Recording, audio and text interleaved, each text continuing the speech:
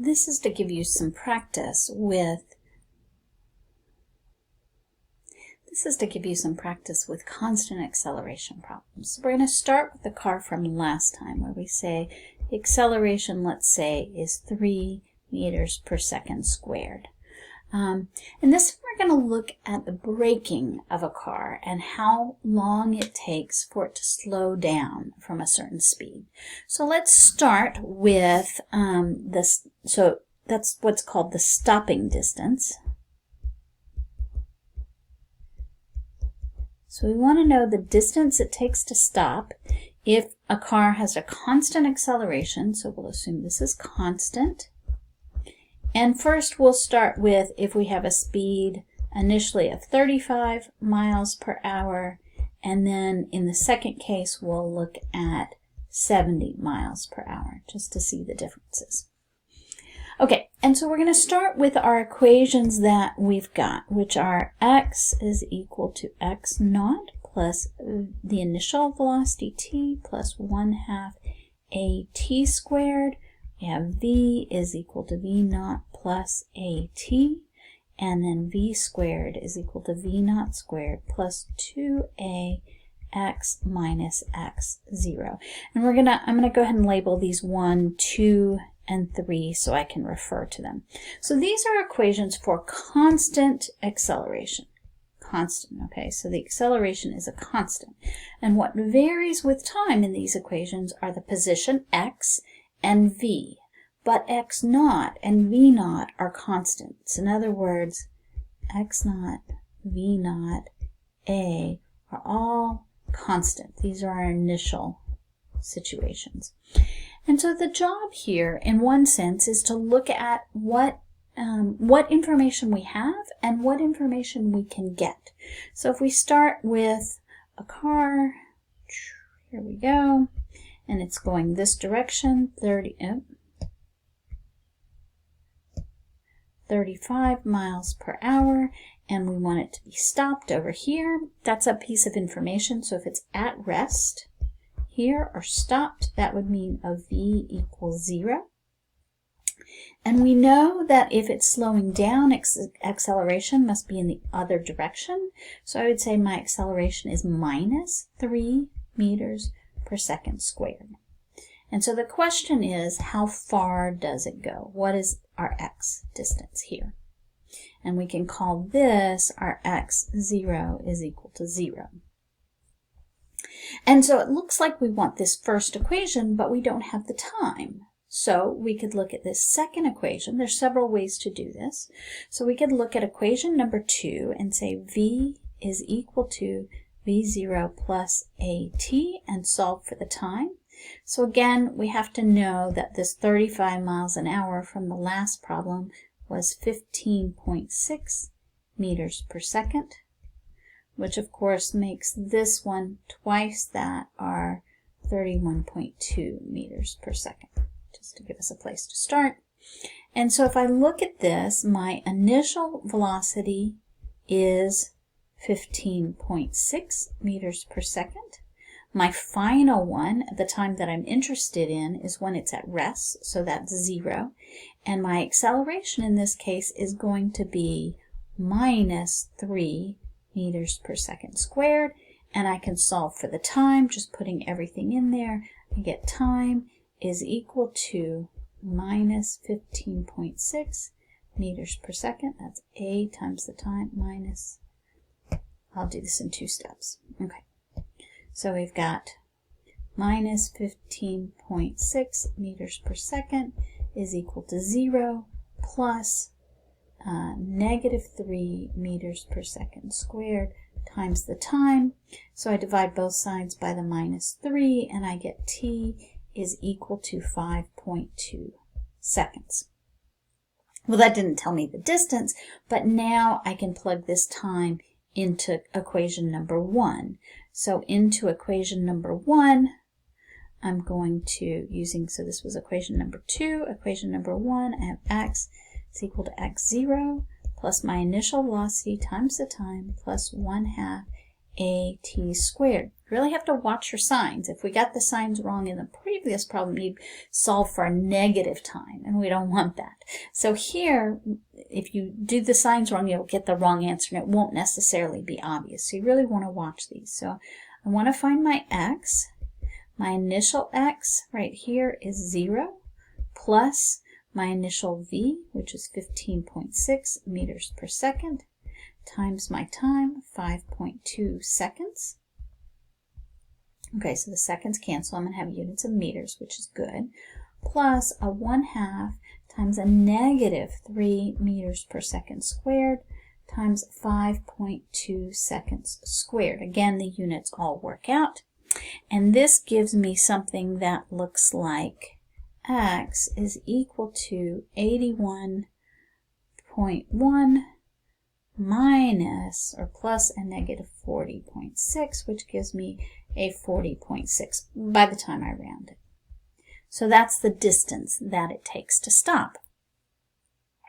If I repeat this for my 70 miles an hour, so the second case where my v initial equals 70 miles per hour, then I can repeat all of this. I find my time is 10.4 seconds. When I plug that into this expression, though, I've got a 10.4 squared and a 10.4 here.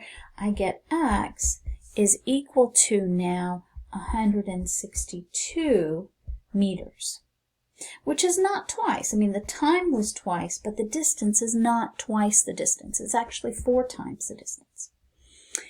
And that may not be obvious, but we can actually see it when we look at things graphically, or we can see, in fact, we're squaring things as we go along. So let's look at, before I do it graphically, let's look at one other approach. So this was using equations 1 and 2. It turns out that using equation 3 is actually faster, but that may not occur to you. But that gives you v squared is equal to v0 squared plus 2a x minus x0. Your initial x is 0. Your a is given. These are all given, so you're immediately going to get your x value out of this. And if we put this in, this gives us a v, which are our final v, right? Because this is our 15.6 meters per second squared plus 2 times a minus 3 meters per second times x is equal to 0. And so then when we rearrange this, we get 15.6 meters per second squared. There's a negative because I brought it to the other side, is equal to a negative 6 meters per second squared times x. Divide both sides by 6. The minus signs go away. And so we get, again, x is equal to about 40.6 meters. Here, in this equation, it's a little easier to see why with a v0 that's twice as much, of 70 miles per hour, or 31 meters per second. If this number is twice, then because it's squared, 2 squared is 4, that gives you a 4 times bigger value. So your x is now 4 times bigger, back to this 162 meters. Now we can look at this graphically as well to get a sense of what's going on. So if I plot my v versus time, and I start with a v like this at 15.6 meters per second, and I go to some time, okay? And then I go to the 70, I go to twice as much, so that's going to be here. This slope has to be the same because the slope of this is the acceleration, right? The slope is acceleration. And so I have to have my second one that starts at 31.2 meters per second, going twice as fast. It has to be parallel because it needs the same slope. Okay, so you can see that I get twice the time. So if my first time is 5.2 seconds, my second time is 10.4 seconds. So graphically you can see that. And then it turns out that you may recall, right, velocity is equal to dx dt. So those of you who have had some calculus know that if velocity is the derivative of x, then x is the antiderivative